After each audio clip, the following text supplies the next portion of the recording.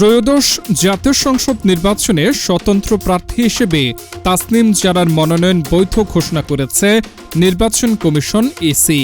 গত সোমবার নির্বাচন কমিশনে মনোনয়নপত্র বাতিলের বিরুদ্ধে তিনি আপিল করেছিলেন। তিনি ঢাকা ৯ আসন থেকে স্বতন্ত্র প্রার্থী হিসেবে নির্বাচনে অংশ নিচ্ছেন। আজ শনিবার সকালের পর থেকে শুরু হওয়া শুনানিতে তার মনোনয়ন বৈধ করা হয়। প্রার্থিতা বৈধ হওয়ার পর সাংবাদিকদের সঙ্গে কথা বলেন তাসনিম জারা। তিনি বলেন, নির্বাচন কমিশনে আমাদের যে আপিল সেটা মঞ্জুর হয়েছে।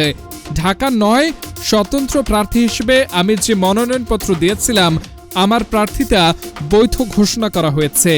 তিনি আরও বলেন, গত এক সপ্তাহে আসলে খুব একটা অন্যরকম অভিজ্ঞতার মধ্য দিয়ে গিয়েছে। দেশে বিদেশে সবাই অনেক শুভকামনা জানিয়েছেন, অনেক দোয়া করেছেন। যখন রাস্তায় মানুষের সাথে কথা বলছিলাম, অনেকেই হতাশা প্রকাশ করেছেন, কষ্ট পেয়েছেন, বলছেন দোয়া করেছেন। সেজন্য এ লড়াইয়ে সম্পৃক্ত সবাইকে ধন্যবাদ জানান তিনি। স্বতন্ত্র প্রার্থী হিসেবে নির্বাচনে পছন্দের ফুটবল মার্কার জন্য আবেদন করবেন বলে জানান তাসনিম জারা।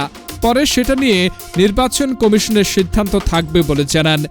প্রার্থিতা ফিরে পাওয়ার জন্য নির্বাচন কমিশনকে ধন্যবাদ জানান তাসনিম জারা।